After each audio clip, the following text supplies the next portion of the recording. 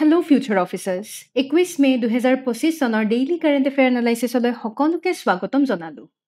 আগন্তুক APSC পৰীক্ষাৰ বাবে ইয়াৰলি কাৰেণ্ট এফেয়াৰ কম্পাইলেশ্যন লৈ অনা হৈছে কেৱল মাত্ৰ 99 টকাত। যদিহে ইণ্টাৰেষ্টেড তেনেহলে 7002355399 যোগাযোগ কৰিব পাৰে। মাহিলী কেৱল মাত্ৰ 999 টকাত এতিয়া লাভ কৰিবলৈ পাব online guidance program for civil service. যদিহে ইণ্টাৰেষ্টেড তেনেহলে আমাক তলত দিয়া কণ্টেক্ট নাম্বাৰটিত যোগাযোগ কৰিব পাৰে। কণ্টেণ্টত কিছু নতুনত্বৰে কম্পিটিশ্যন কেয়াৰ আনপ্লাগড আৰু কম্পিটিশ্যন কেয়াৰ প্লাছ দুটি চেনেল লৈ অনা হৈছে। আমাক ছাবস্ক্ৰাইব আৰু ফলো কৰিবলৈ নাপাহৰিব। আহক আজিৰ মোষ্ট ইম্পৰ্টেণ্ট টপিকসমূহ আমি আলোচনা কৰিম। প্ৰথমে আমি টি ইণ্ডাষ্ট্ৰীৰ ওপৰত আলোচনা কৰিম। ৰুৰেল হাউচিং স্কিমৰ ওপৰত আলোচনা কৰিম। অপাৰেশ্যন অলিভিয়া কি হয় আমি চাম আৰু HAP নো কি হয় আমি চাম। T A Sip of History and Stir of Life বুলি আজি সুন্দৰ এটি আৰ্টিকল আসাম ট্ৰিবিউনত আহিছে। কেলে আহিছে? কাৰণ আজি হৈছে ইণ্টাৰনেশ্যনেল টি ডে। মনত ৰাখিব আজি হৈছে আন্তঃৰাষ্ট্ৰীয় চাহ দিৱস, ইণ্টাৰনেশ্যনেল টি ডে। আৰু এই ডিক্লেৰেশ্যন কেতিয়া কৰিছিলে? এই ডিক্লেৰেশ্যন ইউনাইটেড নেশ্যন জেনেৰেল এছেম্বলিয়ে ডিচেম্বৰৰ 21 তাৰিখে 2019 চনৰ ডিচেম্বৰৰ 21 তাৰিখে ডিচাইড কৰিছিলে যে মে'ৰ 21 তাৰিখ ইণ্টাৰনেশ্যনেল টি ডে হিচাপে উদযাপন কৰা হ'ব। এই বছৰৰ থিম কি? এই বছৰৰ থিম হৈছে টি ফৰ বেটাৰ লাইভছ। ঠিক আছে, মনত ৰাখিব এই বছৰৰ থিম হৈছে টি ফৰ বেটাৰ লাইভছ। আৰু অবজেক্টিভ আমি যাতে সাষ্টেইনেবল টি প্ৰডাকশ্যনত ফ'কাছ কৰিব পাৰোঁ। এতিয়া চাহৰ গুৰুত্ব বিশেষকৈ ডেভেলপিং দেশসমূহত খুবেই ইম্পৰ্টেণ্ট, কাৰণ আমাৰ source of livelihood, আজি অসমৰে চাওকচোন, অসমৰে কথা কওক, it's a source of our livelihood. আমাৰ অসমৰ মেক্সিমাম জেনেৰেশ্যন টি আৰু টুৰিজমৰ পৰা আহি নাই জানো? ডেফিনেটলি ইয়াৰ পৰা হৈ আছে, হয়নে? ইনফেক্ট টি টুৰিজমক আমি একেলগেও কনচিডাৰ কৰিব পাৰোঁ। আজি ৰুৰেল ডেভেলপমেণ্টৰ ক্ষেত্ৰত হওক, গাঁও ভূঞে সেই অঞ্চলৰ ইম্প্ৰভাইজেশ্যন আপলিফমেণ্টৰ কাৰণে, বা আজি পভাৰ্টি দৰিদ্ৰতা নিৰ্মূল কৰিবৰ বাবে, ফুড ছিকিউৰিটিৰ কাৰণে বিভিন্ন ক্ষেত্ৰত আজি আমাক চাহে সহায় কৰি আছে। গ্ল'বেলি চাব গ'লে প্ৰায় 35খন দেশত টি কাল্টিভেশ্যন হয়। এণ্ড ইণ্টাৰেষ্টিংলি প্ৰায় 3/2 মানুহে গ্ল'বেলি চাহ কনজিউম কৰে, টি কনজিউম কৰে। চ' ইটছ আ পপুলাৰ বেভাৰেজ। অ'কে, একেবাৰে ইম্পৰ্টেণ্ট যিখিনি ইনফৰমেশ্যন সেইখিনি মই আপোনালোকক দি আছোঁ। এতিয়া এইখন মেপিঙত চাওক ক'ত ক'ত মেক্সিমাম প্ৰডাকশ্যন আমি দেখা পাওঁ। ভাৰত, চীন, তাৰপিছত মিডল ইষ্টৰ কিছু অঞ্চল, এইফালে আমাৰ চাউথ আফ্ৰিকাৰ কিছু অঞ্চল, তো তেনেকুৱাকৈ আমি ব্ৰাজিল থাকিল, আমি সেই অঞ্চল, কেনিয়া, তেনেকুৱাকৈ আমি আফ্ৰিকাৰো কিছু অঞ্চল আমি তাতে টি গ্ৰ'থ দেখা পাওঁ। ভাৰতৰ ভিতৰত আটাইতকৈ বেছি দেখিছেনে আমাৰ উত্তৰ পূৰ্বাঞ্চলত? অসম, আপাৰ আছামত কনচেনট্ৰেটেড, দাৰ্জিলিং, এইফালে ছিকিম পৰ্যন্ত অকণমান গৈছে, এইফালে অকণমান আমাৰ মানে অলপ পাহাৰীয়া অঞ্চলত হয়, ৰাইট? অলপ পাহাৰীয়া অঞ্চলত আমি দেখা পাওঁ,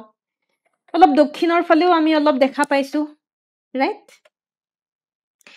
second most consume beverage after water. পানীক বাদ দিলেতো 3/2 মানুহে যিহেতু চাহ কনজিউম কৰে, অবভিয়াছলি ইউ কেন আণ্ডাৰষ্টেণ্ড। গ্ল'বেল ভেলিউ চাওক, 16.6 বিলিয়ন গ্ল'বেল ভেলিউ আমি দেখা পাইছোঁ। আজি মানুহে বিভিন্ন প্ৰকাৰে, আজি চিম্পল ব্লেক টি কোনোবাই কনজিউম কৰে, গ্ৰীণ টি কনজিউম কৰে, মছালা টি কনজিউম কৰে, স্পাইচড, কোনোবাই hot tea, cold T, cocktails, বিভিন্ন প্ৰকাৰত আমি চাহ কনজিউম কৰিব পাৰোঁ। এতিয়া হিষ্টৰিকেলি চাব, আমি ইতিহাসৰ পৃষ্ঠাত যদি উভতি যাওঁ তেতিয়া দেখা পাব প্ৰায় 5000 বছৰ আগতে চীনত প্ৰথম চাহৰ আৱিষ্কাৰ, চাহপাতৰ আৱিষ্কাৰৰ কথা আমি ক'ব লাগিব। তাৰে অৰিজিনেল যিখিনি এবৰিজিনছ ট্ৰাইবছসকলে তেওঁলোকে সেই চাহৰ লগত বিভিন্ন ধৰণৰ চাহ কনজিউম কৰিছিলে। লাহেকৈ চীনৰ উপৰিও ভাৰতত, বিশেষকৈ অসমত এই চাহৰ খেতি আৰম্ভ হয়। আচলতে 1823 সকলোৱে জানে, আমাৰ সেই সময়ত চিংফৌসকলে আগৰ পৰাই তেওঁলোকে টি কনজিউম কৰি আছিলে, কিন্তু 1823ত মণিৰাম দত্ত বৰুৱা, অৰ্থাৎ আমি মণিৰাম দেৱান বুলি কওঁ, মণিৰাম দেৱানে ৰবাৰ্ট ব্ৰুচক দেখুৱালে ৰিগাৰ্ডিং টি। আৰু তেনেকে লাহেকৈ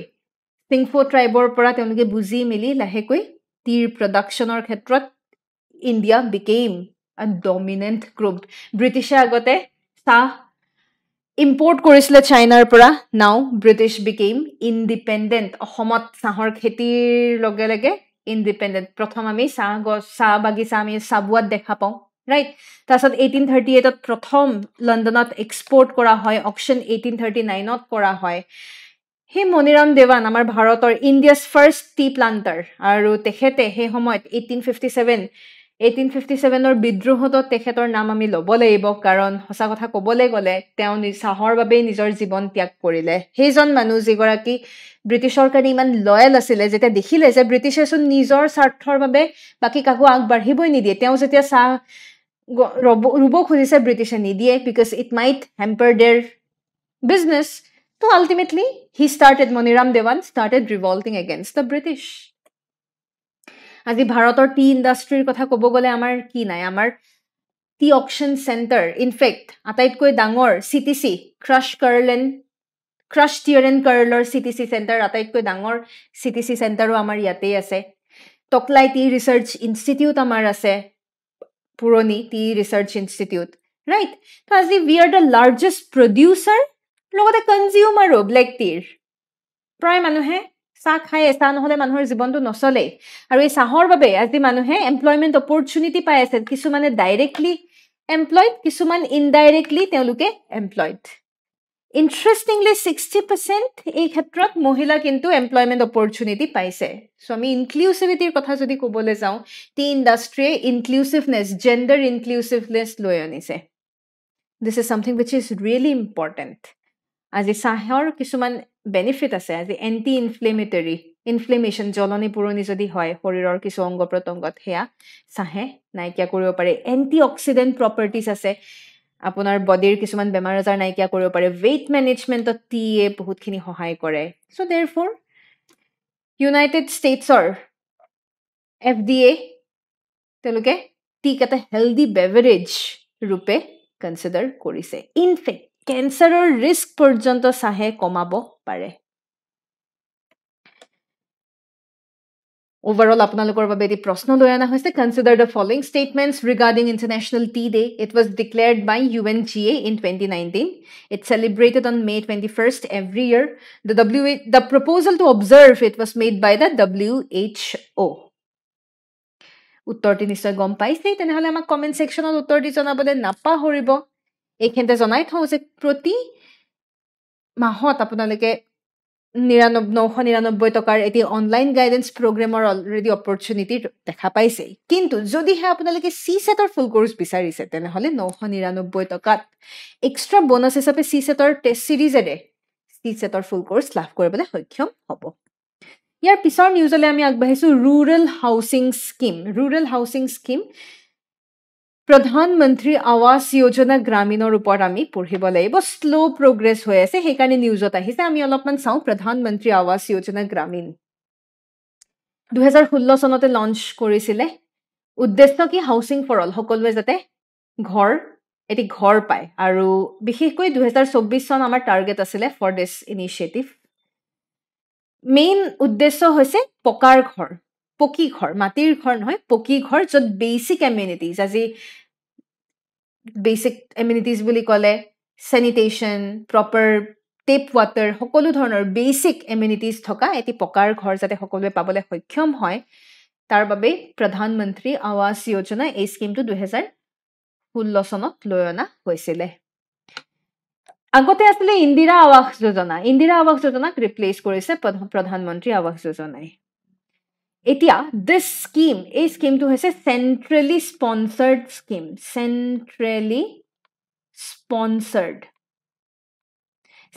sponsored হলে কি হয় maximum percentage central government funding কৰে কিছু অংশ state governmentor funding or পৰাও হয় যেনে normally 60% central funding 40% state or funding normal majority of the states বিশেষকৈ majority ৰাজ্যত আমি হেই দেখা পাও কিন্তু আমাৰ উত্তৰ পূৰ্বাঞ্চল তথা হিমালয় অঞ্চলৰ ৰাজ্যসমূহৰ বাবে 90% চেণ্টাৰে ফান্ডিং কৰে আৰু কেৱল 10% আমাৰ ষ্টেটৰ ফাণ্ডিঙত হয় তো PM আৱাস যোজনা সেইকাৰণে আমি চেণ্ট্ৰেলি স্পন্সাৰ্ড বুলি কৈছোঁ য'ত চেণ্ট্ৰেল তথা ষ্টেট গভৰ্ণমেণ্ট দুয়োৰে ইয়াত ফাণ্ডিঙৰ ইনভলভমেণ্ট থাকে ইতিমধ্যে যেহেতু বেসিক এমিনিটিৰ কথা কৈছোৱে toilet LPG electricity drinking water সকলোবোৰ ইয়াতে থাকিব যেহেতু আমাৰ অন্যান্য স্কিমছবোৰ আছে যেনে স্বচ্ছ ভাৰত মিছন উজ্জ্বলা সৌভাগ্য সকলোবোৰ ইয়াত ইন্টিগ্ৰেট হৈ আছে এতিয়া আপোনালোকে মোক কমেন্ট সেকশনত জনাব লাগে PM আৱাস যোজনা গ্ৰামীণৰ বাবে কোনটো মিনিষ্ট্ৰী সকলোবোৰ কাম চোৱাচিতা কৰি আছে বা নোডেল মিনিষ্ট্ৰী কোন হয় ঠিক সেইদৰে আমাৰ PM আৱাস যোজনা আৰবানো আছে হয়নে এটাটো হৈছে গ্ৰামীণ এটা হৈছে আৰবান তো আৰবানৰ বাবে কোনটো মিনিষ্ট্ৰী ৰেসপন্সিবল গ্ৰামীণৰ বাবে কোনটো মিনিষ্ট্ৰী ৰেসপন্সিবল আপোনালোকে কমেন্ট সেকশনত জনাবলে নাপাহৰিব এইখিনিতে প্ৰিলিমছ প্ৰেক্টিছ প্ৰশ্ন এটি ৰাখিছো উইথ ৰেফাৰেন্স টু PMAYG মানে Gramin consider the following statements aims to provide pakka houses to all rural households by the year 2024 cost sharing ratio between center and the state is 90 to 10% for all states scheme ensures convergence with other government schemes like Ujjwala, Saubhagya, SBM for basic amenities. উত্তৰটি নিশ্চয় গম পাইছে তেনেহলে আমাক comment সেকশনত জনাবলে নাপাহৰিব আৰু এইখিনিতে আপোনালোকৰ বাবে আৰু এটি প্ৰিলিমছ প্ৰেক্টিছ প্ৰশ্ন লৈ আনিছো মিজোৰামক কালি খুব সুন্দৰ এটা ডিসিশন মিজোৰামৰ বাবে খুব ভাল দিন কাৰণ মিজোৰামে ভাৰতৰ প্ৰথম ফুল্লি লিটাৰেট ষ্টেট বুলি মিজোৰামে এটা ডাঙৰ এচিভমেন্ট লাভ কৰিছে তাৰ বাবে কেইটামান ষ্টেটমেন্ট আপোনালোকৰ বাবে ৰাখিছো প্ৰশ্নটিৰ উত্তৰ দিবলৈ চেষ্টা কৰিবচোন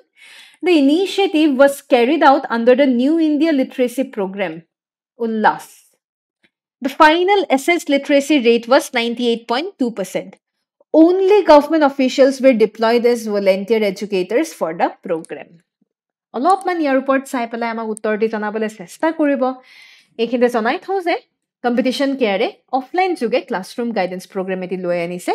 সবিশেষ জানিবৰ বাবে তলত দিয়া কন্টেক্ট নম্বৰটিত যোগাযোগ কৰিব পাৰে প্ৰতি শনিবাৰে এটি কাৰেন্ট এফেয়াৰৰ টেষ্ট কণ্ডাক্ট কৰা হয় এই টেষ্ট লাভ কৰিবৰ বাবে কেৱল 10 টকাত আপোনালোকে এই টেষ্ট লাভ কৰিবলৈ সক্ষম হ'ব আমাক তলত দিয়া কন্টেক্ট নম্বৰটিত যোগাযোগ কৰিব পাৰে ইয়াৰ পিছত আমি আগবাঢ়িছো অপাৰেশন অলিভিয়া কি হয় ইন্ডিয়ান কোষ্ট গাৰ্ডে অপাৰেশন অলিভিয়া লৈ আনিছে কিহৰ বাবে অলিভ ৰিডলি টাৰ্টলছৰ বাবে olive ridley turtles okay olive ridley turtles এয়া বিশেষকৈ আমি ওডিশা অঞ্চলত দেখা পাওঁ ঋষিকল্য ৰিভাৰ হওক বা আমাৰ তেনেকৈ ওডিশা অঞ্চলত বিভিন্ন প্ৰান্ততে ওডিশাত আমি দেখা পাওঁ অপাৰেশন অলিভিয়া বুলি ক'লে মেৰাইন কনজাৰভেশ্যন ইণ্ডিয়ান কোষ্ট গাৰ্ডৰ খুব এটা ইম্পৰ্টেণ্ট মেৰাইন কনজাৰভেশ্যন ইনিচিয়েটিভ বুলি ক'ব লাগিব ইয়াত ইণ্ডিয়ান কোষ্ট গাৰ্ডৰ লগত ওডিশাৰ state pollution control board NGO আৰু লোকেল ফিছিং কমিউনিটিও ইয়াত ইনভলভ থাকে এতিয়া যেহেতু টাৰ্টল ব্ৰিডিং সিজন আহিছে এই সময়ত যাতে তেওঁলোকে ইলিগেলি যাতে এই কাছসমূহৰ যাতে কোনো ধৰণৰ অপকাৰ নকৰে তাৰ বাবে অপাৰেশন অলিভিয়া লৈ অনা হয় একেবাৰে শেষৰ নিউজলে আমি আগবাঢ়িছো HAP মানে হাই অল্টিটিউড প্লেটফৰ্ম ভাৰতে indigenously high altitude platform prototype এটা ডেভেলপ কৰিছে ডিজাইন কোনে কৰিছে design by NAL national aerospace laboratory Bengaluru কি হয় HAP high altitude platform solar powered unmanned stratospheric aircraft আমি সকলোৱে গম পাওঁ তলত ট্ৰপোস্ফিয়াৰ থাকে ওপৰত ষ্ট্ৰেটোস্ফিয়াৰ থাকে ষ্ট্ৰেটোস্ফেৰিক এয়াৰক্ৰাফ্ট এখন আজি স্যাটেলাইট আৰু আমাৰ মাটিত থকা বস্তু আৰু স্যাটেলাইটৰ মাজত যে গ্যাপ ৰিডিউস কৰিব পৰা যায় তাৰ কাৰণে হাই অল্টিটিউড প্লেটফৰ্ম লৈ অনা হয় ৰিসেন্টলি প্ৰথমটো প্ৰটোটাইপ লৈ আনিছে in future we will have our own indigenous high altitude full-fledged high altitude platform prelims practice prashna it's a solar powered unmanned stratospheric aircraft that operates at 7 to 22 kilometer altitude developed by NAL fully autonomous flight with fail safe algorithms and redundant control sensor uttorti janabole napahoribo kalir proshnor uttorhomu saw ahok with reference to Shirui Lily festival consider the following statement Shirui Lily kot hoy Ukhrul district of Shirui Lily ami pau hane festival is organized annually to promote Shirui Lily conservation in Tangkhul Naga culture hoy Shirui lily is a state animal of Manipur niki? Nohoy, no, it's a state plant. It's not an animal. তো 3 ভুল যদি আমি উত্তৰ পায়ে গলো ইয়াৰ পিছৰ ষ্টেটমেন্টটো আছিলে ভাৰত মলদ্বীপৰ ওপৰত 13খন MOU ইতিমধ্যে সাইন কৰা আমি দেখা পাইছো শুদ্ধ টোটাল এপ্ৰক্সিমেটলি 55 কোটি টকাৰ এসিস্টেন্স প্ৰভাইড কৰা হৈছে হেয়াও আমি কালি পঢ়িছিলো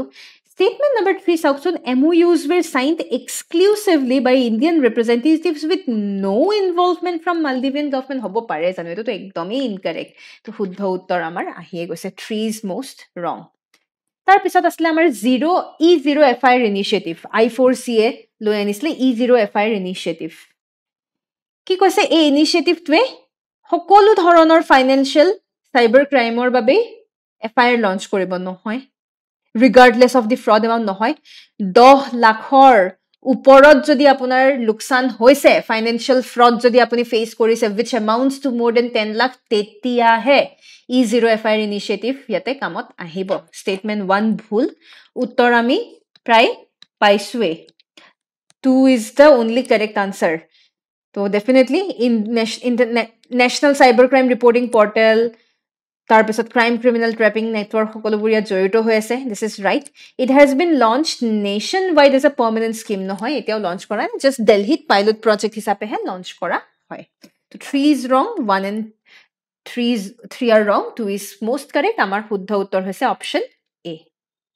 এআই আছিল আজিৰ সবিশেষ কিবা ইনকুৱাৰী থাকিলে ইয়াত দিয়া কন্টাক্ট নম্বৰটো যোগাযোগ কৰিবলৈ নাপাহৰিব ইয়াকে কৈ ধন্যবাদ জয় আই অসম